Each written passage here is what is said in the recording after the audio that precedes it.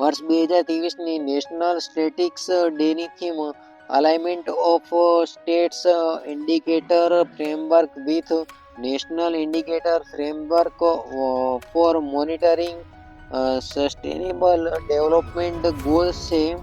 આગળ વાત કરવામાં આવે QS વર્લ્ડ યુનિવર્સિટી રેન્કિંગ 2024. તો તાજેતરની અંદર QS વર્લ્ડ યુનિવર્સિટી રેન્કિંગ 2024 અંતર્ગત વિશ્વની શ્રેષ્ઠ શૈક્ષણિક સંસ્થાઓની યાદી પ્રસિદ્ધ કરવામાં આવી છે.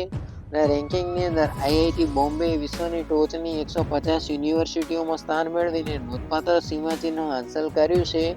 અને IIT બોમ્બે દ્વારા આ રેન્કિંગની અંદર 149મો ક્રમે છે. જ્યારે ISSC બેંગ્લોર આ વર્ષે આ રેન્કિંગની અંદર 225મા ક્રમે છે. જ્યારે આ રેન્કિંગની અંદર અમેરિકાની એક સંસ્થા MIT પ્રથમ ક્રમે છે. MIT સતત 12મા વર્ષે ટોચની યુનિવર્સિટી છે. આ રેન્કિંગની અંદર બીજા સ્થાને કેમ્બ્રિજ યુનિવર્સિટી અને ત્રીજા સ્થાને ઓક્સફર્ડ યુનિવર્સિટી છે. આ વાત કરવામાં આવે તો સિંગાપોરની નેશનલ યુનિવર્સિટી ટોપ 10માં પ્રવેશ મેળવનારી પ્રથમ એશિયન યુનિવર્સિટી બની છે.